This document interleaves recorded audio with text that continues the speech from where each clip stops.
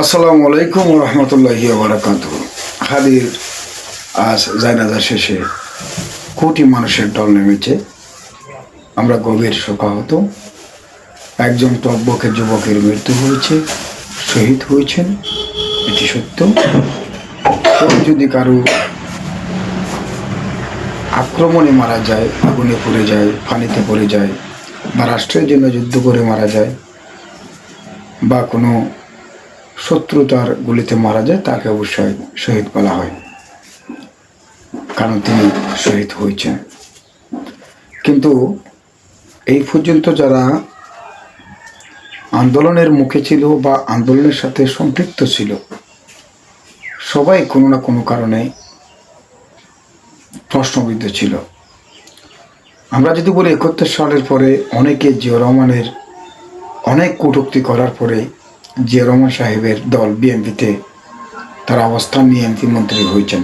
আবার ৭১ সালের পরে আওয়ামী লীগেরও অনেক নেতাকর্মী, বিআইপি নেতাকর্মী বা মন্ত্রী মিনিস্টার বঙ্গবন্ধুকে নিয়ে অনেক আবেগী কথাবার্তা বলেছে এবং কটূক্তি করেছে। তারা পরবর্তীতে আবার আওয়ামী লীগের মন্ত্রী মিনিস্টার হয়েছে। কিন্তু আজকে আমরা ভাইরালভাবে দেখি কোনো মানুষ কাউকে বড় করে কথা বলে বা অভদ্র ভাষায় গালাগালিজ করে কেউ বড় হয় না। পরবর্তী সবাই কিন্তু একই কাতারে চলে আসে যে তার আলাপচারিতার মধ্যে অনেক মিস্টেক ছিল, অনেক ভুল ছিল। পরবর্তী তারা আবার ফিরে এসে যায় সঠিক পথে। কিন্তু ওসমান হাদিও কিছু কথার তিনি প্রশ্নবিদ্ধ হয়েছেন।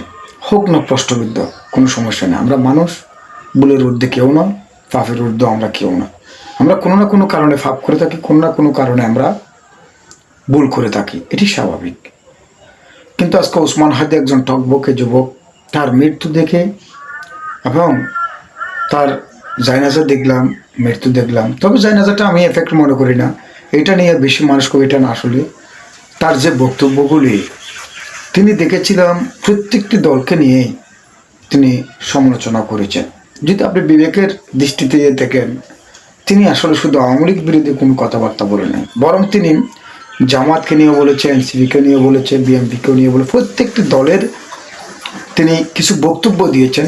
বেশিরভাগ কথাই কিন্তু সাধারণ মানুষের কথা বলেছেন, যারা রাজনীতি করে না বা যারা গ্রামে গঞ্জে তাকে রাজনীতি করে, তাদের দুঃখ কষ্টের কথাগুলি তিনি তুলে ধরেছেন।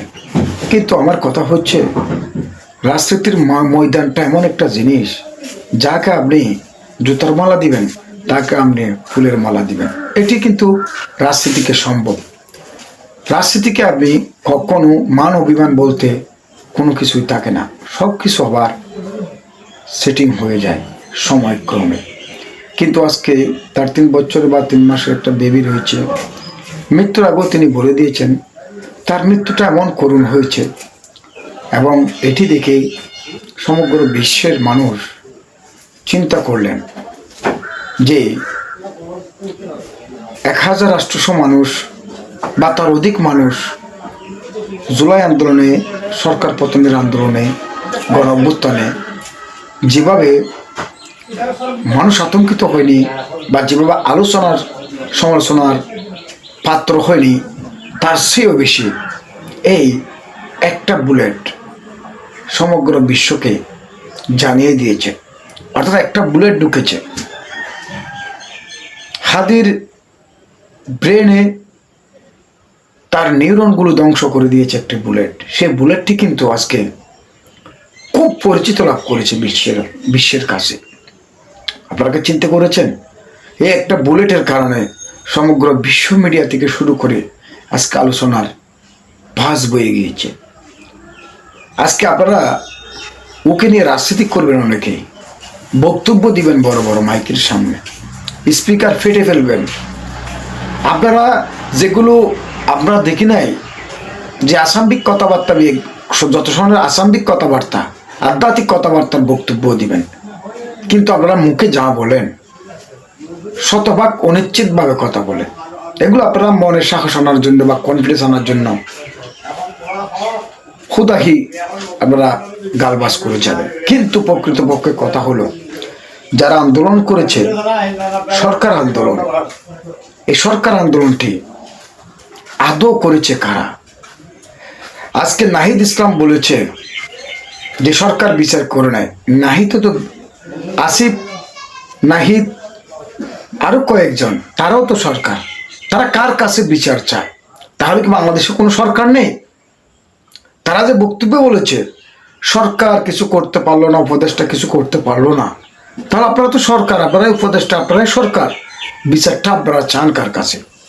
এটা কি আওয়ামী লীগ এসে করবে ভারত থেকে, না বিএনপি করবে, নাকি আমেরিকা এসে করবে, নাকি জাতিসংঘ এসে করবে? এই কথাগুলো না বলে প্রকৃত দোষী যারা, যারা ইন্ধনদাতা, তাদেরকে আপনারা সিলেক্ট করুন। আজকে সাধারণ মানুষকে আপনারা আন্দোলনে নামিয়ে আন্দোলন করে ক্ষমতায় বসার জন্য যেগুলো আপনারা করেছেন, এবং আপনারা পুলিশ সিকিউরিটি নিয়ে, প্রশাসনের সিকিউরিটি নিয়ে আপনারা চলাফেরা করেন, আর হাদির মতো সহজ সরল জনগণের দুঃখের কথা যিনি প্রকাশ করেন, তিনি একটা রিক্সায় করে যাচ্ছে, সেখানে বুলেট খেয়েছে, দেখেন কতটা। আর আপনারা হাওয়া বলে ঘুমান। যতগুলোই জুলাই আন্দোলনের আপনারা শহীদ দাবি করেন বা বড় নেতা মনে করেন, মাস্টার মাইন্ড মনে করেন, আপনাদের মাস্টার মাইন্ড তো নেই। আপনাদের মাস্টার মাইন্ড হচ্ছে বাহির রাষ্ট্র। কিন্তু সবার চেয়েও উত্তম পুরুষ হলো এই হাদি ভাই। কারণ হাদির একটা জিনিস আপনারা লক্ষ্য রাখুন, হাদি কিন্তু 1 টাকা দুর্নীতি পায় নাই, ভালো একটি জুতা পরে নাই। আন্দোলনের পর থেকে তিনি জনগণের কথা বলে গিয়েছেন, সাধারণ মানুষের কথা বলে গিয়েছেন।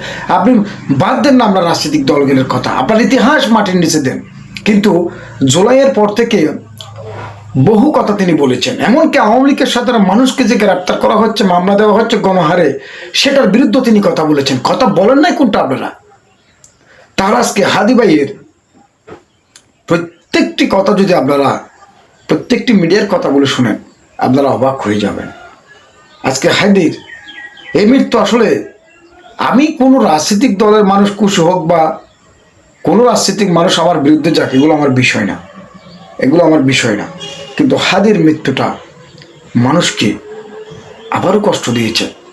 জুলাইয়ের যতগুলো মানুষ মারা যায় নাই, তার চেয়েও বেশি কষ্ট পেয়েছে হাদির মৃত্যু। আর এই হাদির মৃত্যুর জন্য আপনারা শুধু একটি জায়গায় আপনারা অন্ধকারে ঘুমিয়ে আছেন। শুধু আপনারা আছেন আওয়ামী লীগকে ছাবেন, আওয়ামী লীগকে নাম মামলা করেন, মোকদ্দমা করেন, ফেসিস বলেন। এগুলো দিয়ে তো ভাই রাষ্ট্র চলে না, এগুলো দিয়ে তো আর দেশ চলে না। আওয়ামী লীগ, ফেসিস, অমুক সমুক, এগুলো আপনারা গালবাজি করতে করতে এখন আওয়ামী লীগের তো কোনো সরকার নেই বা ক্ষমতা নেই, কিন্তু আপনারা করতে পারেন নাই বাংলাদেশের প্রশাসন লাইন করতে পারেন নাই, আপনারা আইন শৃঙ্খলা আপনারা রক্ষা করতে পারেন নাই, দ্রব্যমূল্য রক্ষা করতে পারেন নাই, আপনারা চুরি ডাকাতি বরং বেড়ে গিয়েছে, আগের চেয়েও রক্ষা করতে পারেন না। গুণ কুমের ঘটনা আরো বেশি বেড়ে গিয়েছে। তাহলে রাষ্ট্রের মধ্যে আপনি জুলাই আন্দোলনের পর আপনি কোনটা ভূমিকা রাখলেন? আপনি এই প্রশ্নের জবাবটা আপনারা দিতে পারবেন? কেউ দিতে পারবেন? আজকে সাধারণ ঘরের সন্তানদেরকে একটি ন্যায্যের কোটা আন্দোলন, মানে একটা ন্যায্যের আন্দোলন, যেখানে শুধু প্রত্যেক দল না, আওয়ামী লীগের ছায়ার তলে থেকে অনেকের ছেলেকে আন্দোলন নামিয়েছেন আওয়ামী লীগের লিডারেরা। অনেকে এসপিডিসি ছেলে, তিনি আন্দোলনকে ঠেকাচ্ছেন, আবার নিজের ছেলেকেও কিন্তু আন্দোলন নামিয়েছে। আপনি কেউ স্বীকার করতে পারবেন এটি? তাহলে আজকে ডক্টর ইউনূস সরকার পুরোপুরি ব্যর্থতা। তিনি কখনো দেখিনি একটি বাণী দিতে বা এই সাধারণ ছাত্রগুলি কোথায় গিয়ে দাঁড়াবে। কালকে বিএনপি আসুক, জামাত আসুক বা আওয়ামী লীগ আসুক, যে কোনো একটা বড় সরকার গঠন করবে, আবার তখনও তো তাদের একটা কথা আছে না, ফুটবলের মতো হবে, তাদের এদিকে একবার লাথি মারবে, ওদিকে একবার লাথি মারবে। তাদের জন্য ডক্টর ইউনূস সরকার কোনো ভূমিকা রাখতে পারলেন না। আপনি এখন এগুলো বললে তো সমস্যা। আপনি কি ভূমিকা রেখেছেন তাদের জন্য? তাদেরকে আন্দোলন নামিয়েছেন, আন্দোলন করিয়েছেন, এবং প্রত্যেক যার যেটা লোভ সেটা আপনারা গ্রহণ করে ফেলেছেন, স্বার্থ হাসিল করেছেন। কিন্তু এই যে আজকে হাদি মারা গেল, হাদির জন্য একটা গাড়িও তো দিতে পারলেন না, কোনো সরকার পক্ষ থেকে, কোনো বেসরকারি পক্ষ থেকে কেউ তো তার পাশে দাঁড়ালেন না। তিনি যখন মারা গিয়েছেন, আপনারা সেটাকে ব্যবসায় পরিণত করবেন। আদৌ হাদির পরিবারের কথা কালকের দিনের মধ্যে আপনারা ভুলে যাবেন, কালকের দিনের মধ্যেই হাদির কথা ভুলে যাবেন। আজকে সবাই যুদ্ধ করবেন, ফেটে ফেলবেন, মেরে ফেলবেন। হ্যাঁ, আপনারা জাগ্রত এবং আপনারা সেই কবির লাইনটিও বলবেন, কতই কথা গালবাজ করবেন, কিন্তু বাস্তবে কালকে তার পরিবারের কথা ভুলে যাবেন। কিন্তু আমি বিডি মিডিয়া হয়ে কথা দিচ্ছি, তার কথাটি আমি যতদিন বেঁচে থাকবো এই সততার কথাটি হাদির জন্য আমি তুলে ধরব। আপনারা তাকে নিয়ে রাজনীতিক না করে, তার পরিবারকে, তার পরিজনকে সহযোগিতা করুন এবং ভবিষ্যতে যে ছাত্রগুলি রয়েছে তাদের যাতে নিরাপত্তা হয়, কোনো সরকার যাতে তাদেরকে আক্রমণ করতে না পারে, শত্রু না ভাবে, সেদিকে লক্ষ্য রেখে তাদের নিরাপত্তা জোরদার করুন। ডক্টর ইউনূস সরকার এই পর্যন্ত একটা মানুষের নিরাপত্তা পায় নাই, একটা জনগণেরও নিরাপত্তা নেই, জুলাই আন্দোলনে যারা ছিল তাদেরও নিরাপত্তা নেই, সাধারণ মানুষেরও নিরাপত্তা নেই। তাহলে এই দেশের রাজনীতিকটা আপনি কোথায় দাঁড় করালেন? এই প্রশ্নগুলি কে করবে? যে দেশের মানুষ রাজনীতিক, যারা বিশ্লেষক তারা রাজনীতিক করে না, যারা রাষ্ট্রবিজ্ঞান নিয়ে পড়ে তারা রাজনীতিক করে না, আর যারা রাষ্ট্র সম্পর্কে জানে না, রাষ্ট্রবিজ্ঞান পড়ে না, তারা রাজনীতিক করে। এটা হচ্ছে আমাদের একটা মূর্খতার পরিচয়। অতএব আমি চাই প্রত্যেকটি মানুষের নিরাপত্তা, প্রত্যেকটি মানুষের বস্ত্র, খাদ্য, বাসস্থান, চিকিৎসা যাতে সঠিকভাবে পায়, এগুলো আপনারা লক্ষ্য করুন। হাসনাত আবদুল্লাহ তারা উগ্রপন্থী বক্তব্য দিয়ে মানুষকে নামিয়েছেন, কিন্তু একটা জায়গায়ও আপনারা সফল হন নাই। কি আইন শৃঙ্খলা বাহিনী বা আপনার জুলাইয়ের বন্ধুদেরকে, ওরাই তো আপনাদেরকে একদিন আওয়ামী লীগ বিএনপির চেয়ে বড় শত্রু ভাববে আপনাদেরকে, কারণ আপনারা কয়েকজন নেতৃত্ব দিয়েছেন পশ্চিমাদের ইশারায় বা দেশের ইশারায়, কিন্তু আপনারা তাদের নিরাপত্তা দিতে পারেন না। এই জন্য একদিন আপনারা আইডলের জায়গায় আপনারা হবেন সবচেয়ে বিনার পাত্র। কিন্তু সময়টা খুব কাছে, এখনো সময় আছে। আপনারা শুধরে নিয়ে দেশে সঠিক আইন করে সাধারণ জুলাই আন্দোলনে যারা ছিল সকলের নিরাপত্তা নিশ্চিত করুন, সাধারণ জনগণের নিরাপত্তা নিশ্চিত করুন। এটি হবে উত্তম। ধন্যবাদ।